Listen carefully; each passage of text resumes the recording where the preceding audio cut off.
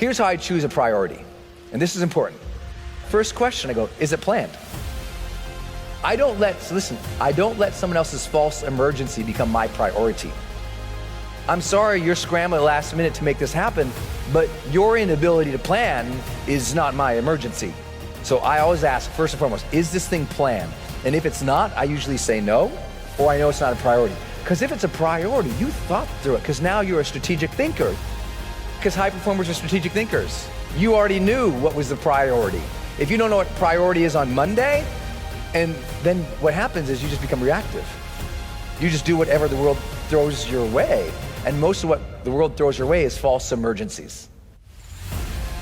So you need to be wary of that. So I score 1 to 10. Is it planned?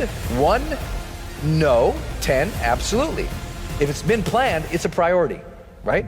If it's been planned for a while, it's a priority. That's why I planned it. Number 2, do you own this issue?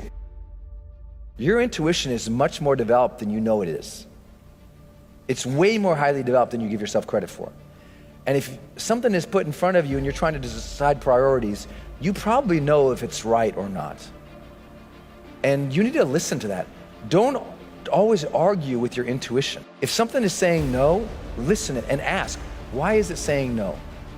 What is it saying? And make yourself debate your intuition. Meaning, accept the intuition unless you can debate the other side of it and it comes out on the other side, right? I debate my intuition all the time.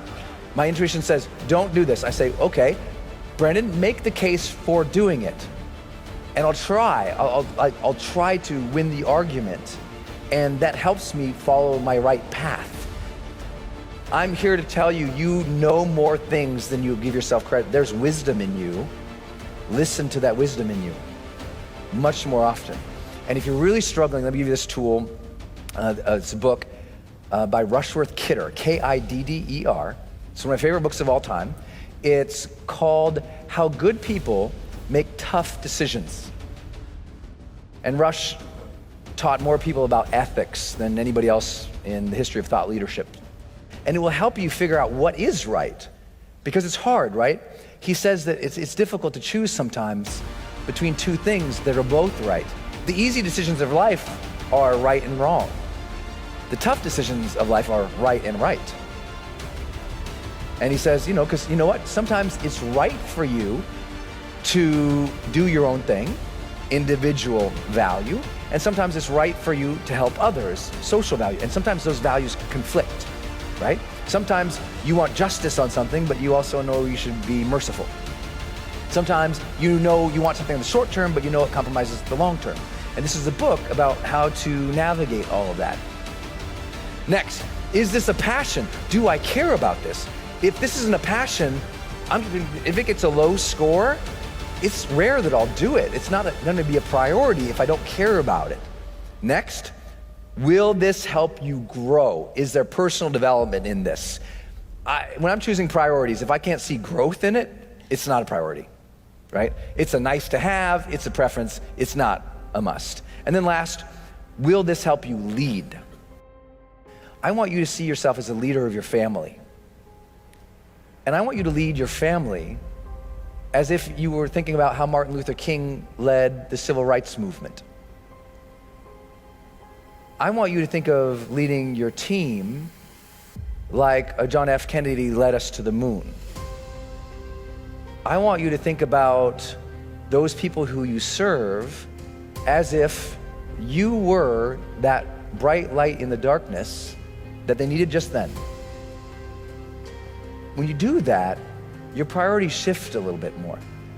You have more of a service mindset. I think so many people don't realize the extraordinary power they can have in other people's lives. They discredited themselves, they didn't try, they got disappointed, and so they just stopped. And I think that we all have the opportunity to be leaders. And if that is true, then we also have the responsibility to use our influence with the most impact we can. If it's upon you to lead your family, your team, and society in some way or another, you have stewardship to your family or your friends or those who you lead.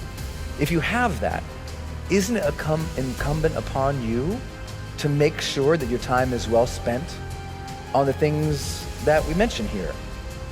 Because if it's not, I don't just think that you're cheating your potential, I think you're cheating a tremendous service to the world that you could offer. If you really have deep empathy and heart, sometimes you need a scorecard to rationalize why to say no. And that's why I developed this tool. It's just a rationalization tool to say yes and know why, right? Now you might have other categories that I forgot. So you might put them up there, right? They might be like, hey, does this serve my family? Does this help my finances? I don't know what your scorecard should be, but you need to know what it is. Because if you don't have a scorecard for your priorities, the potential projects, the potential opportunities, you end up saying yes to too many things.